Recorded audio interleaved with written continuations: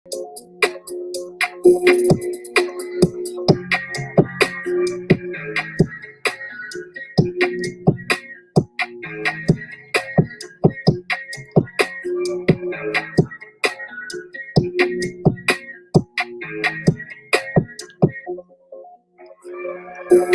to all of the brothers worldwide. We are back for our 6th episode of the Outer Chambers. Good evening. My name is Brother Kenneth A. Brooker, Esquire, and I am your host for tonight's show. It has been several weeks since we have been in the chambers, and I am glad to be back.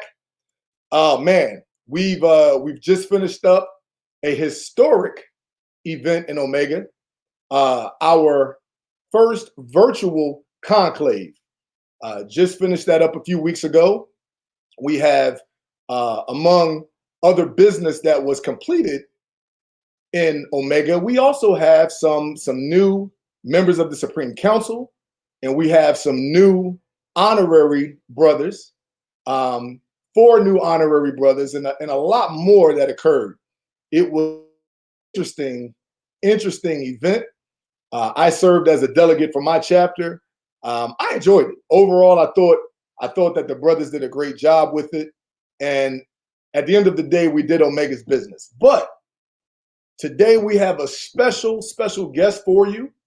The title of this show is Sons of Omegas. As you already see in the banner, we have a very good brother, the immediate past district representative of the 9th District, brother, Dr. Kenneth Terrell. Brother KT, how are you today, man? Good, my brother. How you doing, Brother Brooker? I'm doing great. Thank you for joining us.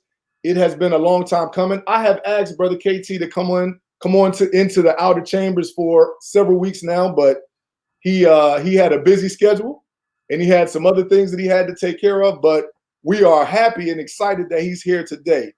And again, I thank you, Brother KT. I know your time is valuable, but I definitely wanted to weigh in with you on your opinion about a few matters. Man, how's it going in your life, Brother KT? What's going on, man? First of all, Brother Brooker, let me say thank you tremendously for inviting me on. I think this is a worthwhile opportunity to share, and I think this is what brothers need to do. We have to talk, and I think the Outer Chamber provides an avenue for brothers to have some honest and open discussion. In terms of life, hey, it's just been busy. School's getting ready to start. We've decided that the boys will go 100% virtual, both in high school. So we're going to try to keep them safe as much as possible. Yeah, that's a tough one. My wife and I, we're both now working from home mostly. And so with us, we're going to see if our school district will have the measures in place. We already actually had to make the choice. So we're going to go the first 9 weeks at school, physically at school, trusting that the officials can keep the kids safe. But if it doesn't look good, we'll definitely pull them out of there, KT. It's been a crazy time, and a crazy time in Omega. What are we to do? What is our role as brothers through all of this chaos? What are some of your thoughts about our roles in general as Omegas, dealing with everything that's been happening in American society, but also Black society? What is our role? To begin with, I think, first of all, we have to look at the pandemic has created an entire new environment. So this is the new world order. Omega is known for fellowship and friendship. Yeah. So now we have an opportunity to really capitalize on using technology to do some of that. Now, obviously, that takes away the physical. And I think that's a big part of when we talk about friendship, what Omega is about. We have an opportunity, homecomings coming up in October, somewhere. We always get together, brothers come back to the campus, hang out, fraternize with each other. And that's going to look different this year. It's going to look totally different. So I think we have to find a unique way. And I'll use an example. I popped into a party last night, a virtual party online. One of our sorority sisters married to Brother Darren Davis, Tarita Davis had a birthday party on Zoom last night. And when I'll tell you, it was something to see. Wow. It was great. So things of that nature. How do we merge technology to present brotherhood? One of the things that I know Omicron Gamma is doing, every so often they have a toast, a Zoom toast. So brothers come on, because we have to keep that connection. Yeah. Psi Alpha down in San Antonio, they're meeting, they're continuing meeting, the executive team are meeting. We have to keep that connection going. And if it's virtual, it's virtual. But again, we are known for the friendship and the fellowship in Omega. So we have to make sure that we are being creative to do so. Right. We got 7 viewers right now in the chambers. We have the immediate past district representative from the 9th district, Brother Kenneth, Dr. Kenneth Terrell, with us today. The episode 6 title is Sons of Omegas, and we'll get into that in a bit. But before we kind of dig deep, you mentioned how this pandemic is really creating some opportunities and some ways in which we need to adjust as brothers. But let's take a step back, Brother KT. Talk to us about your experience in Omega. You know, tell everybody who you are. Who are you? You know, that's how the brothers. That's how we normally meet each other, by introducing ourselves. So why don't you introduce yourself formally, and let's find out a little bit about your experience. Oh, absolutely. So from a fraternal perspective, when we talk about introduction and tags, I'm 1 Lambda Alpha 83. Crossed at Southeastern Louisiana University, the infamous Slaughterhouse 5, and I was 1 5 on that particular line. Fortunately, we had an opportunity in 2004. I think Don Davis, past DR, was the district representative that helped us to actually get chartered to ADE Alpha Delta Epsilon chapter at Southeastern Louisiana University. I've done several things within the fraternity since then. As an undergrad, I actually served as a chapter bosselor, vice bosselor, district, KF of the chapter. Moved on. Brother Willie Henshin, Brother Jerry Rutherford gave me an opportunity to serve as the membership selection chair here in the 9th district. Also, regional state representative, which kind of parlayed me into moving on to the district council as district keeper of finance, first vice district representative, and then ultimately the district representative of the 9th district. Now, KT, tell us about your undergrad experience. I saw a picture on your Facebook page. You had on a pair of gold boots, good brother, and you were appeared to be with high knees, a lot of enthusiasm, a low back. Tell us about your chapter, man. What is it that's unique about your chapter? Exactly what you said. We are known for marching, for stepping. I can't think of a Greek show as an undergraduate we participated in and did not win. We were practicing, we ran, we made sure that we were in shape when it came to town for the Greek shows. And there would be time we would just go to the student union, just start walking across the union and begin to march. And that's what we were known for. I had a great experience from an academic perspective. It took me a little longer. I tell everybody I was on a 5-year program as an undergraduate. Okay. First thing, you were engineering. No, I wasn't engineering. I was on a 4-year plan that took me an extra year to graduate because I was enjoying it. And also being an athlete, playing ball at school, provided some of that long stint as well. But we had an excellent time. And as a matter of fact, the campus coming up later this year will be putting monuments of all of the Divine Nine on campus, something that we pushed for over the last several years, and it's now coming to fruition. That's awesome. That's awesome. So do you still interact with the new undergraduate brothers that come through your chapter? Oh, absolutely. We have to keep that culture and historic stuff going. Yeah. I tell folks all the time, when they talk about, well, that's tradition. Well, tradition is good in most cases. And then there are some traditions that you don't want to automatically pass down. One of the things I like to tell the undergraduate is to always work and let the administration know who you are. Okay. Fortunately, last week, as a matter of fact, I just got sworn in to serve on the board of directors at my undergraduate at Southeastern Louisiana University. So Okay. that is going to provide, I would hope, some leadership, not only for the undergraduates of Omega, but just the undergraduates, the Black culture on campus, so that we'll have an opportunity to show, hey, these are some things that actually can happen.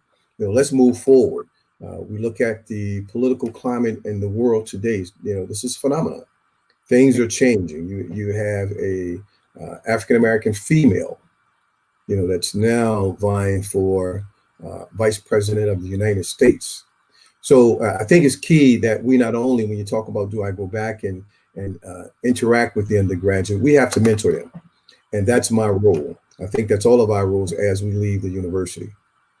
I'm really proud of the 9th District undergraduates, not just, what they've done in leadership. As you know, we have the second vice grand basileus, and also we have the second vice DR that are from the same chapter, but also academically.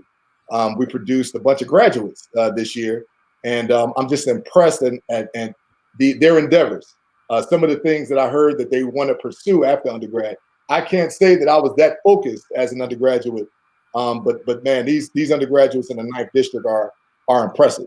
What are your thoughts about the 9th District undergraduate? I know you being the immediate past DR, you know them intimately. So what are some of your thoughts about what they've been able to do? Oh, those young men are phenomenal. As you just stated, we have our brother Love and the second vice grand basileus of the fraternity out of the 9th District, and then we have the second vice district representative that's both from the same chapter. And when you talk about from an academic perspective, we offer a number of scholarships, academic scholarships, that these brothers are able to apply for and just get within the district level, and moving forward to the international level, they can even get more financing, just kind of based on their GPA. And it is about doing what you're supposed to do. Yeah. So education, we push it here in the 9th District. As I was a DR, we implemented the Leadership Academy, and it was actually a subset of what was started summer school from the DR prior to me.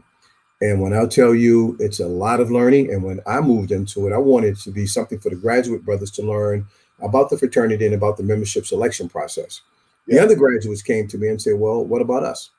We want that same information. We want to learn the right way. And I said, absolutely. I was so proud that they saw an opportunity for a learning experience as well. Yeah, yeah. Man, you've clearly been extremely influential, not only in the 9th District, but in the fraternity as a whole. I know even some of the younger brothers that were made after you, being active in the district and active internationally in the fraternity. What drove you? Was there anything from your upbringing that inspired you not only to become an Omega, but to be a leader? Tell us a little bit about your background and where you see those key moments were for leading you down the path that you are in today. Sure.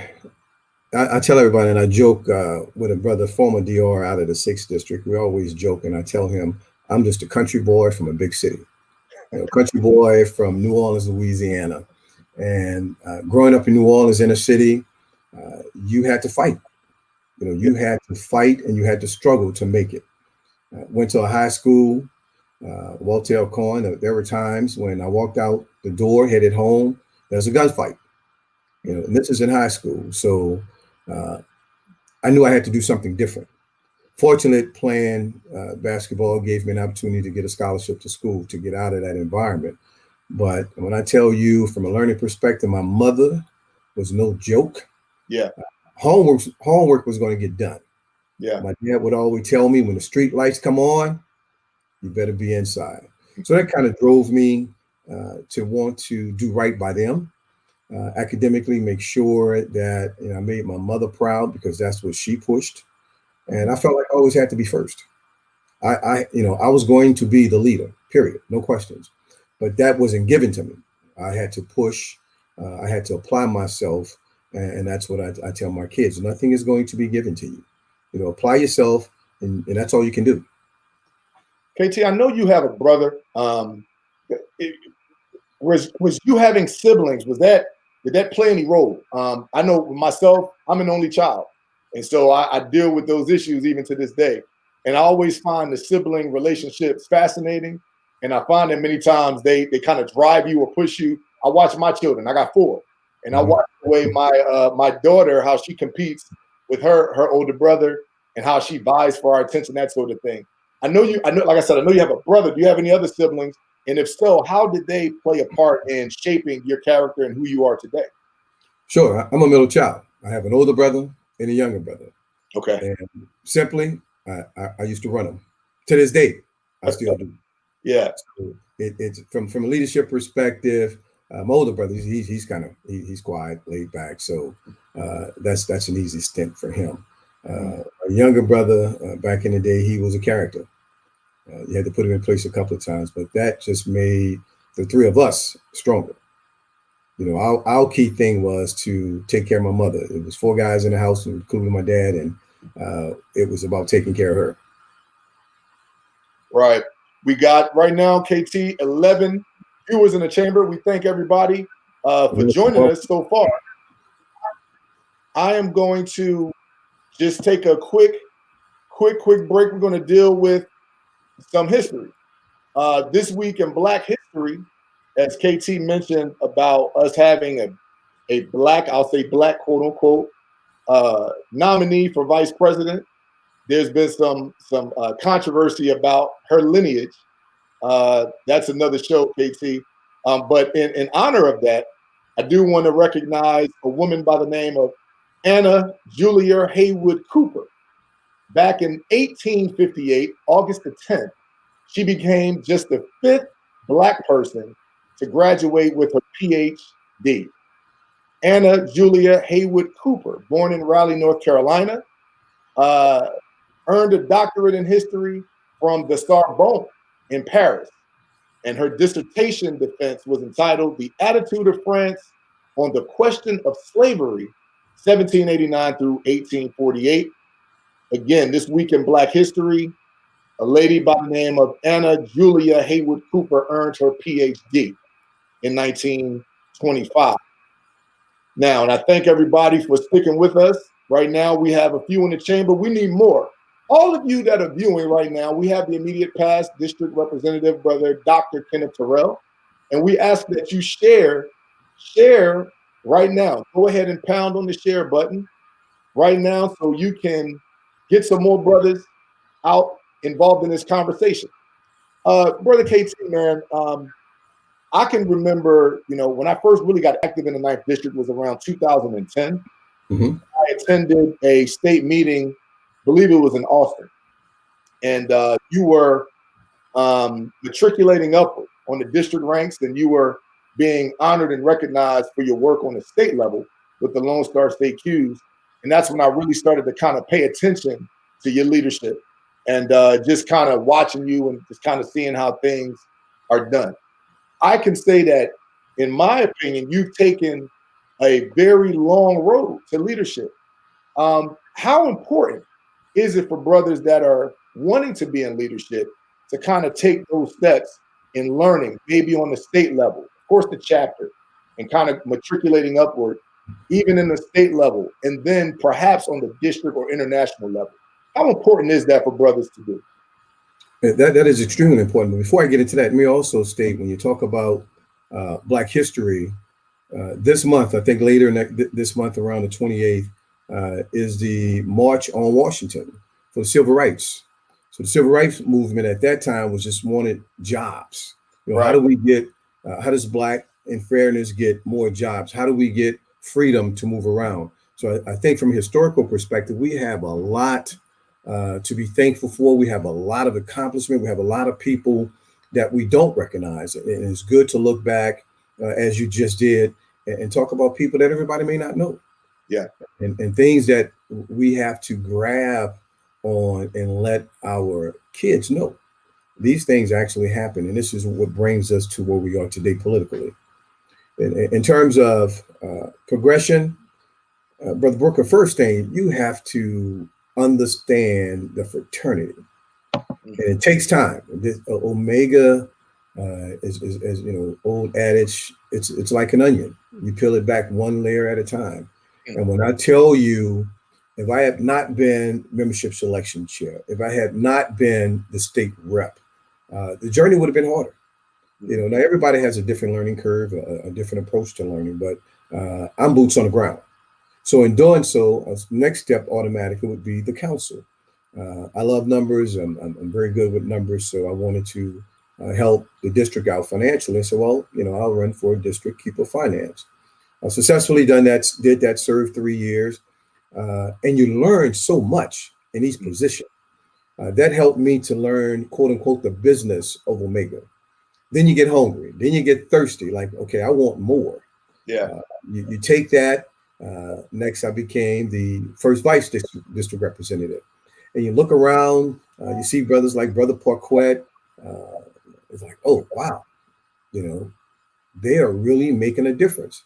Now, Brother Parquet made it look different. He, made it look a little easier than it was.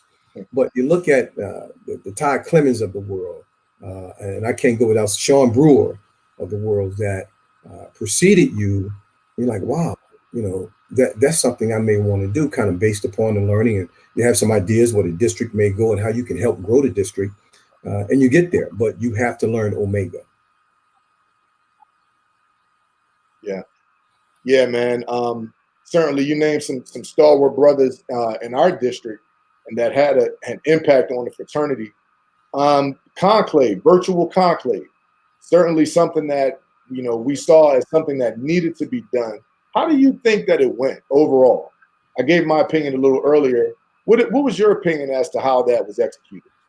Overall, I think we did good. I mean, to be the first time out of the block, as in anything, something new, there was some slight glitches, but the Grand Bosselors, David Marion, did a phenomenal job. The IT team helped out tremendously. Brother Ricky Lewis, first vice grand, did a good job in the way the committees were structured in terms of presenting. So I think we did the fraternity justice. And when I hear about some of the other Greek organization and what they did, a lot of organizations only had a one-day conference. Right. We did this for 3 solid days. Yeah. And it was interesting.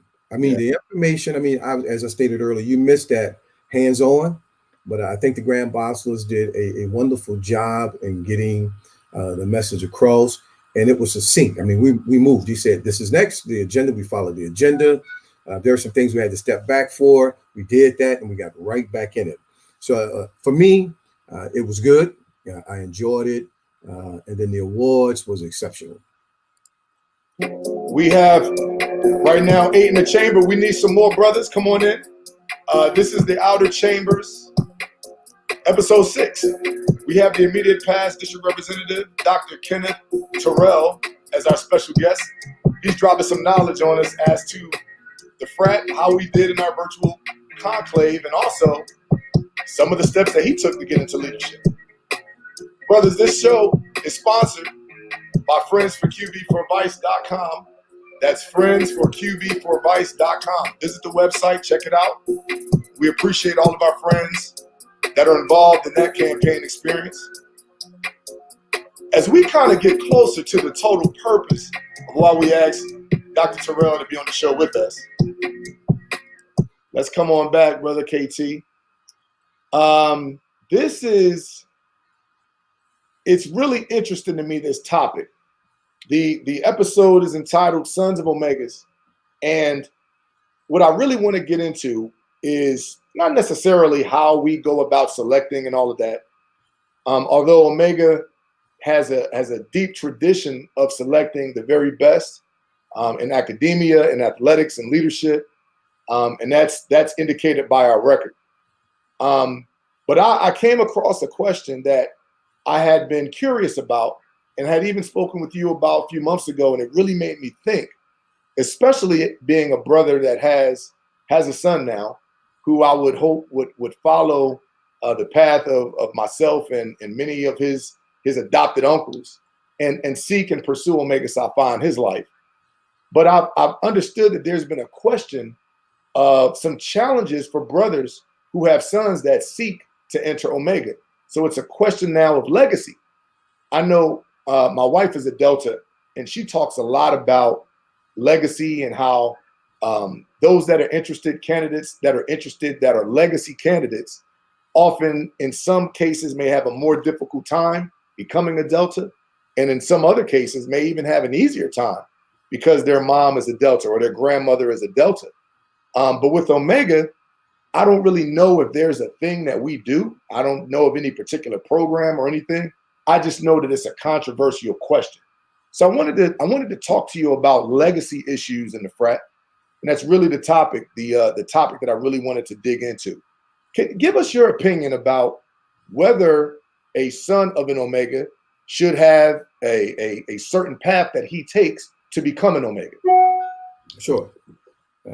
And a lot of times, unlike the Deltas, we don't all the time really say legacy. We know that the dad, the brother, somebody in the family may be an Omega. Yeah. I would say like minds, as we always lean toward. That's what we look for, like-minded people like us to become Omegas.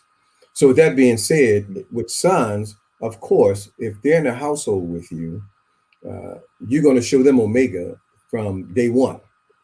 They're going to, at 2 years old, begin to cue it up. My daddy is a Q t-shirt, future Omega. So that begins to mold that young man. So when he get to college, yes, I'm ready. You know, I'm like-minded. I know what my dad think about. I know how my dad think. I know how my uncle think. And then there's the flip side of that, Brother Brooker, where the son may say, you know what? That's not what I want. That's not what, it's not what I think it represents. It doesn't represent some of the tenets that my dad talked about on campus. So I think a lot of it is regional, where you were in school. I give you a good example. I know a brother in New Orleans. Both of his sons attended an HBCU as he did, and he's an Omega. Both of his sons are Alphas. Is that painful? I would imagine so. Yeah, I would imagine so. But I think it does. There's no program that I would implement that I would recommend to say that this group of young men should be treated differently than others. And that's two-sided, because a lot of times you come into the frat or you attempt to come into the frat and it's, well, his dad is an Omega, so he thinks it's going to be easy because my dad is an Omega. Right. That's not always true. The flip side of that becomes, well, a brother may think because this young man is coming to us and his dad is an Omega, well, he thinks it's easier, so we're going to make it harder for him because of his dad. Yeah. Your dad pledged in the 70s or the 80s, but we're going to make it hard for you. And should we? It shouldn't be any harder than the next person that's on that line. I don't think there should be any distinction. Now, do I think we should give some thought pattern or about, should we accept this guy? Oh, absolutely. He deserves membership, has his privileges. And if your dad or brother is an Omega, yeah, we need to look at you extremely closely. But however, you have to have the tenets. You have to have the same mindset, the same attainments that we want. Academically, you have to be prepared. Mentally, you have to be prepared, because it becomes anything where you're not totally in control. It becomes stressful. So you have to be able to handle that. A lot of times there's a moratorium. Yeah. One of the first things I had to implement when I became a DR was a moratorium. There are some things that are going on internally and externally that causes us to make that decision. The fraternity as a whole internationally had a moratorium a couple of years ago. So there will be certain things. And obviously, if I went to, I became a member as an undergrad and my son attends the same school. Yeah. Oh, absolutely. If I want you to be an Omega, guess where you're going to do it? Right. At my school. And if there's a moratorium, now he has to wait. The end result, you want him to be a brother. However, it's just that pride to say, he did it at the same school. This is my chapter brother and also my son. But again, to have a special program, I don't think we should. do that, but I think we should have some discussion, some deep discussion about the legacy piece of it. It's interesting because, of course, my views changed when I had a son. Really, my views have just changed in general over the last 15 years, just being more active in graduate chapter and kind of seeing a little bit behind the scenes and all of the work that kind of goes in. But a brother that was very influential to me was a brother that most bros, we know of his work, but we may not know him. His name is Dr. Carver A. Portlock. He's the author of the poem "When We Wear the Gloves." Mm-hmm. That's a brother that was initiated at Omicron Epsilon, where I was initiated, and he actually recruited me as he worked in the alumni office or in alumni affairs for the East Coast for my university. And he recruited me. I sat down in his living room and ate with him and talked with him. And he actually was the first person that I ever told that I wanted to be an Omega. And he kind of shared something with me that I think kind of shaped the way I thought about the legacy piece. He told me that when he went to college, he had no idea about fraternities and sororities at all, but he saw the cues, and ultimately that's what he wanted to do. And he did pledge, as they did during that time, and became an Omega and went on and did a lot of great things. And we're even talking now about that poem becoming an official Omega poem. And I don't know any chapter in the world that doesn't recite that poem during a certain time. Nevertheless, one interesting thing that Dr. Portlock told me was that when he got home with his letters, his dad met him, and his dad took him in a room and opened up a book. And in that book, he showed him a picture. This is mind-blowing to me, and I had to go back and verify this. His dad was one of the 14 charter members of Omega Psi Phi. His name is in our history book. One of the 14 charter members, and he never told his son. He never told Dr. Portlock that he was one of the 14 charter members. And he asked him, he said, "Dad, why did you not tell me about this?" And he said, "Son, I knew you would make the right choice." So that story, it always sat in my mind as something that I'm like, man, that is exactly what I would want for my son, to make that choice without all of the interference. So obviously my son knows I'm a bruh and all of that, but I ultimately do want him to make that choice. But the question comes down to, will he go into a situation that's unfair, or that brothers think, well, hey man, you are a DR, so we're gonna make it harder on your son, or everybody knows you worked on this committee, you think you got it made. I just don't want my son to go through that, because I think that's unfair. But do we shape a policy? I don't know. I just think that we have to at least consider the fact that your father is an Omega, your uncle, your grandfather, those sorts of things. Well, I had a similar conversation with Brother Roger Henderson in Atlanta now. Roger Q, that has a Facebook page. Yeah. And the discussion was, I like the story with the brother, because what that says to me is that the young man wanted it. Yeah. He didn't try to influence him, because a lot of times, fathers push their sons to get online. Yeah. And that creates a harder experience because they're not there. When I talked about mentally, they're not mentally there. Then if they are successful and become a brother, they don't want to be a part of it because they didn't enjoy the process. Because the process brings you closer together. You up late studying together. Again, I like marching. You up late march practice, and you don't enjoy those things because you are pushed into it. So that story right there says a lot. I want you to make that choice, because at the end of the day, when you're on the other side and you're in the fraternity, you have to enjoy the fraternity. You have to be able to greet and meet brothers. You have to be able to fellowship and the friendship. That's up to that individual, because your dad can't do it for you at that point. Right. So as we deal with the issues, because I've seen a few brothers who they've wanted their sons to get in, and I think their sons wanted to. I can't question why they wanted to, but they wanted to, and then they just weren't able to get in. What is the remedy for those brothers? I mean, if they are unable to get in their undergraduate, during their undergraduate experience. What do you see as the remedy? I mean, we have graduate chapters, and is that going to be the only solution for those guys? Well, once they graduate, yes, that would be the only solution. I have the same situation. My eldest son, obviously wanted to be an Omega because that's what he knew, Dad. They didn't have at Kennesaw State a line for a number of years. Then when they did decide to have a line, one of the first things he told me that they told him was that we know who your dad is. But that had no relevance. Yeah. That line actually didn't make it. Yeah. They started the process, and then the process was halted. However, it was interesting that he called me and said that, and at that time I was in District KF. We know who your dad is. Would that create some issues for him? I don't know. I don't know if he would have continued, if the line would have continued, what it meant, but he knew that they knew who his dad, that his dad was an Omega. So I don't know.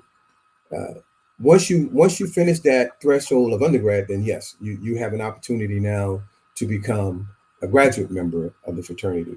And I think at the end of the day, as a parent, that's what you want. You want to be able to say, this is my son, and he's my fraternity brother. Barnell Alexander, one of my chapter brothers, his junior, his dad is a Beta Sigma brother. He's a brother from Lambda Alpha. His son is a Beta Sigma brother. So 3 generations of Omega out of that family. So I'm sure his dad was proud to say, this is my son. I'm sure he was proud to say, this is my son, that's an Omega. His dad attended St. Augustine in New Orleans. My chapter brother attended St. Augustine in New Orleans. So, that lineage it's proud. I mean, that you want to be able to say, but once you finish undergrad, your only route at that point would be to become a graduate member, or as you stated earlier, become a honorary member of the fraternity. Right. I can recall the first time that, again, as this issue started to become important to me, just getting older and having a family and all of that, first time seeing a father-son combination, if you will, during an initiation. It was really special. Having not really thought about it before, because again, I didn't have children at the time. I think my son might have been a baby or one. I think he was 1 when I first saw this. And at that moment, it really appeared to me just how important that can be. And this wasn't an undergrad situation. It was a graduate chapter situation, but nonetheless, you had father and son. And to be able to share that, I thought is important.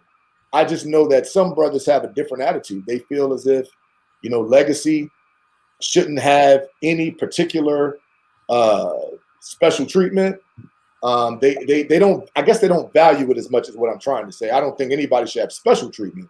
I agree with you when you say that you should seek Omega. It should be something that you want. It is a lifestyle, and it is a lot of work, and it takes a lot of time and a lot of love to be involved in the frat and to do our duty. But I think that there should be some sort of consideration when you do have those lineages. I think that's important. I mean, even our founder, one of our founders, his son later on became an Omega, and I think that was very important. Establishing some sort of culture and tradition in the frat. I do think there should be not necessarily some documented, this is going to be the process, but I totally agree with you. From a lineage perspective or legacy, then yes, well, there needs to be some consideration. We had a young man here, and as I was DR, we had to go back and we had to talk to the dad. There were some things pop up. I'm like, okay, well, do you really want it? Or are you doing this for your dad? Yeah. And he stated, I'm doing it for my dad. Oh, wow. So that was a conversation I went to the brother and said, this is a conversation you need to have with your son. Because as I stated, it was obvious. Yeah. It was obvious. So again, this is something that you have to want. Omega is not for everybody, and we know that. So the conversation has to be an honest and open conversation with your son. Do you want this? Mm. So it goes back to, what happened. And I'm sure your son I can guarantee you, has a shirt. My daddy is a Q. Indeed. So, so that's what he knows. Yeah. And I can guarantee you. What may create a problem later on, that picture will pop up. And, Yeah. from him being 2 years old, now he's 22, and Right. someone will show him that picture. But it's all part of fun. Yeah, it's fun. You remember this, and it becomes fun because it shows that Dad taught me as I was growing up, and I made the decision, not him. Yeah, speaking of those shirts, it's funny because that shirt actually got pulled out today, and and I believe my wife put it on my little baby because that's how small it is. But one of the things that always kind of rubs me a little strange is when those young men get a little older. You're 12, you're 13, you're 14, and you got on my daddy is a Q shirt. It kind of gets a little hazy for me at that point because I'm like, all right, it's not really cute anymore. This will definitely come back and haunt you because now you got brothers that they want their sons to maybe even throw up the hooks or bark or whatever they think is associated with us, and those young men may feel a sense of entitlement. I've seen situations where you had legacy candidates that really feel entitled to the frat too. So I think it kind of works both ways. We got to be real careful as to how we're teaching our sons to appreciate the frat. What do you think about that? Oh, absolutely. That's when, as brothers, we have to have that conversation with that brother and his son. I mean, you 12 years old now, you look like you 18. So you don't know. Right. You're with the hooks and you barking. Somebody may think you're a brother, and obviously you don't know anything about the fraternity. That creates issues. Right. So you have a conversation with that brother, and at some point you take that. You don't. It's not cute, as you stated. My younger kids are both teenagers. There's no my dad is a cute shirt anymore. Like when it was when you were an infant. Oh, absolutely, it's cute. At this stage, someone asks you a question. Someone may ask you a question because they're big. Right. My 14-year-old's already 5'10". Yeah. So you can't walk around with that on. So you're not entitled. You're not entitled. It goes back to the parent. You have that. You instill that in them. You're not entitled. But if there becomes a time where you think you are and you present yourself for candidacy, that's a discussion that needs to happen. Right. Well, the KT right now, we got 14 in the chambers. I'm going to shift the conversation over to where we need to be going in the future. Again, this is episode 6 of the Outer Chambers. I'm your host, Brother Kenneth A. Brooker, Esquire, 698 OE, Bethune-Cookman College. I'm joined by the immediate past district representative of the 9th District, Brother Dr. Kenneth Terrell. We're up here talking about legacy candidates. We're talking about the fraternity.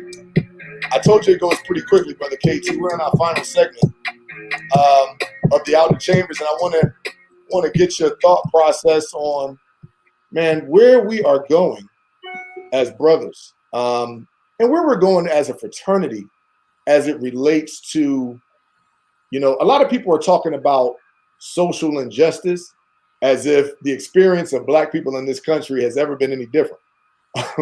It's almost as if George Floyd, his murder, and Ahmaud Arbery, his murder, it's almost like it awoke people. But as I have been saying for several years, this is nothing new. I mean, we've seen these killings forever. I mean, it's always been a thing for Black society in this country to deal with injustice, to deal with discrimination, racism, white supremacy, to be quite honest with you. And when I study the history of the fraternity, I see an organization that has always attempted to deal with these issues up front, trying to install programs and policies and having leaders in place in local and international politics. Always Omega's at the forefront. Where do you think we're going with this? I see a lot of the younger brothers, marching and speaking out and holding forums, virtual or otherwise.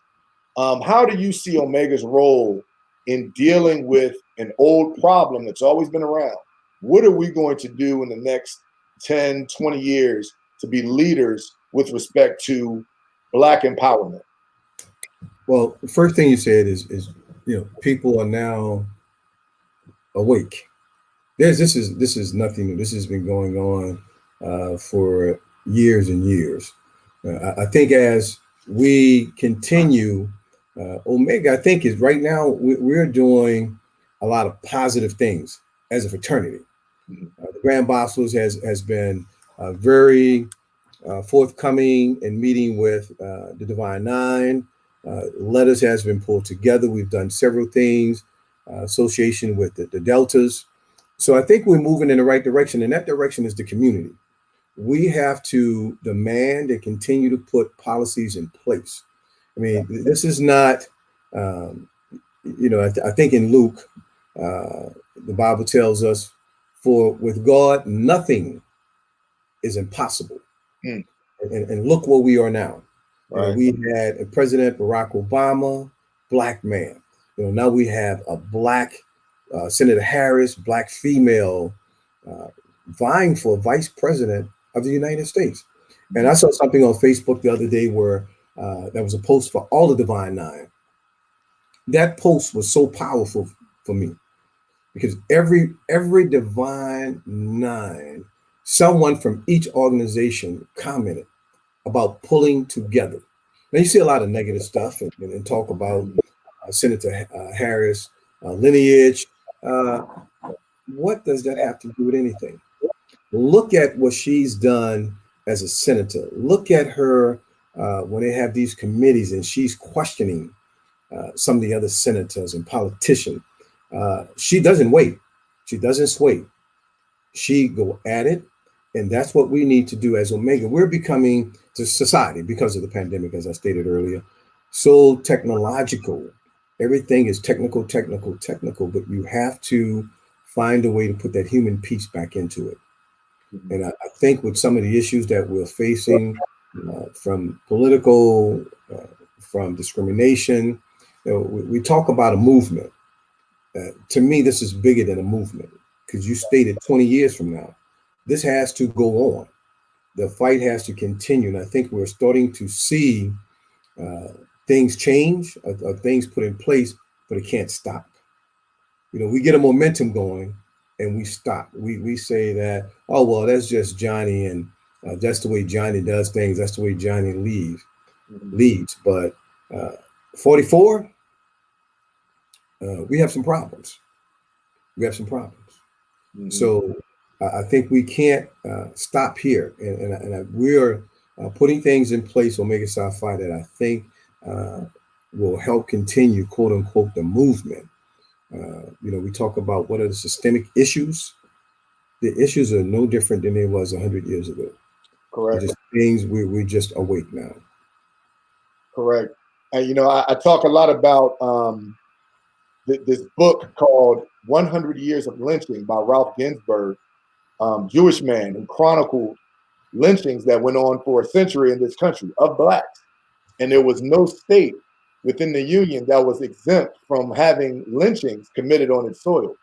And then when I look at the killing of Ahmaud Arbery and even the murder of George Floyd, it makes me feel as if, the country has grown, but the same things are happening to us as a people. And, it's funny, I was reading about former Grand Bosseler James Avery, this book. Mm-hmm. And you can actually get this book through the fraternity. Others thought I can lead. And I've read about 1971 conclave in Houston, where he had two of our founders present, and he talked a lot about his policies and programs. And when I read about it, KT, was like reading about today. Some of the same issues, some of the same problems that he was looking to deal with in his social action type programs. And I see some of those issues still being reflective in our society today. And I'm thinking, hey man, it's our role as Qs to go out and get involved in this stuff and to be on the forefront. Absolutely. So even with the Brother Avery documentation, I think I said 44 earlier. What 45 is doing is trying to take away all of your rights, all your voice, and we cannot let that happen. think we have the right people in place to do things, and we have to push our mandated programs. Nothing has changed with our mandated programs. It's the same thing, but what the mandated programs do is put us in the community. You talked about younger brothers marching. It puts us in the community, and that's what we have to continue to do. Yeah, I agree with you. Last thing I want to touch on, I did not expect it to go political, but how can we as leaders in Black society not talk about this historic race that's coming up, this presidential race that's coming up, that's going to have monumental effects either way it can go. And I think we were somewhat shocked as a country to see Donald Trump be elected in the first place, but what has happened over the last 4 years, I don't think anybody could have anticipated. I'm gonna just tell you, my challenge to any opponent of Donald Trump, Biden, if Kamala Harris finds herself in place by some inconspicuous reason, my challenge is to see how they deal with us as a society, because our experience is different from everyone else's experience in this country as a people. I know we've been blessed and we have some opportunity that maybe some of our other brothers and sisters did not have. Getting an education, being fortunate enough not to fall victim to the criminal justice system and all of that. But what are they going to do for us specifically? And that's been my biggest challenge of those candidates. I haven't heard a specific plan. Biden rolled something out, the plan for Black America, and I'm gonna be honest, it was interesting, it was encouraging, but I haven't heard much since about February with respect to that. And then he also came back and said something like, we also have to take care of the Native Americans and all of that. So, I'm a little concerned about that. What are your thoughts about the impact of this election on us as a people? Well, Brother Brooker, the first thing that has to happen is vote. We have to get out. We have a lot of voters registration going on within our communities, but we have to get out and vote, get registered and go vote. Right. Let's not just talk about it. We got to get registered and go vote. And I can't say that's enough, and do it in unity. I mean, let the world know that our community is powerful. Who was it? I think it may have been J. Edgar Hoover that said, the scariest thing is when the Blacks unite. And that is scary because we are powerful. What we have to do is just show the world that we are powerful. 45 doesn't have all of the credibility that he may think he has, but we have to get out as a unit and vote. And what was key, I like what you said. You haven't heard anything about what are you going to do for us? What about these? What we probably I saw a billboard: stop building jails and build schools. All of the brothers that are incarcerated. What are we going to do about them? Right. What are we going to put in place that we don't have more brothers incarcerated? So the key is right now, everything is feel good. All of the campaigns, it's feel good now. That's great, but I really also, and I agree with you, what is the platform really going to be about? I like the touchy-feely, that's okay. We can talk about that, but I want to know what are the real issues that you're going to address for our community. Right, you hit on a key point, KT, about voting. Omega Psi Phi has a program for that. Voter registration, education, and mobilization. Something that all of us as brothers need to be active in. Shouldn't just be a small committee. It should be a focus, especially in times such as these. Brother Dr. Kenneth Terrell, we are coming up on an hour, man. I told you it was going to go quickly. I would love to have you back sometime to kind of dig into some more issues, because I feel like we only scratched the surface. I appreciate your time, man. Before we go out, I definitely want you to give a shout out to any brothers, any chapters that you wanna holler at, man. Give everybody a shout out, KT. Oh, absolutely, brothers. I just First of all, I want to thank you for the opportunity. And you're right, I thought this was a 30-minute segment, uh, but nevertheless, brothers in the 9th District always have my support. I think you look at the brother Baileys of the world in the 9th, down to Psi Alpha, brother Jimmy McMillan of the Boston's there, Boston's here, Petro, brother David Washington. I don't want to, you continue to call names and you miss somebody's going to say, why didn't you include me? But definitely shout out to Brian Boulware, Roger Henderson, Vic Brewington, Howard Jackson. These are some brothers that I served with and that helped me on the Supreme Council, and all of the past DRs of the 9th District. And we've had some great leaders, Doc Christopher, as I mentioned, Willie Henson, Sean Brewer. One of my mentors, Ernest Porquette, was phenomenal. Ty Clemens, Virgil Robinson. But I just want to thank Omega Psi Phi. We are brothers by leaps and bounds.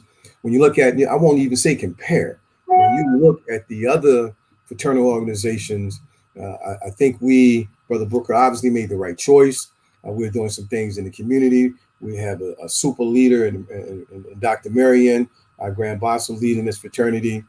So I just want to say thank you, and I look forward to actually your line brother leadership out in the 2nd District. I think he's going to do some great things out there as well as a DR.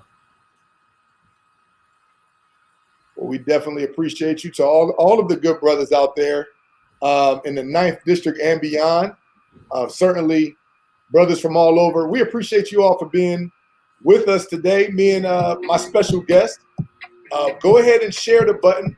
Press that share button right now. Share to all of the brothers all over the world so they can partake in the outer chambers. We'll be back again soon. I'm going to try to twist KT's arm to come back so we can talk more politics and more action from the fraternity. KT, thank you so much for being with us. And we're going to take it out of here. This is episode 6 of the Outer Chambers. And we're saying farewell to all of the good brothers. Thank you, my brother. Y'all have a good night.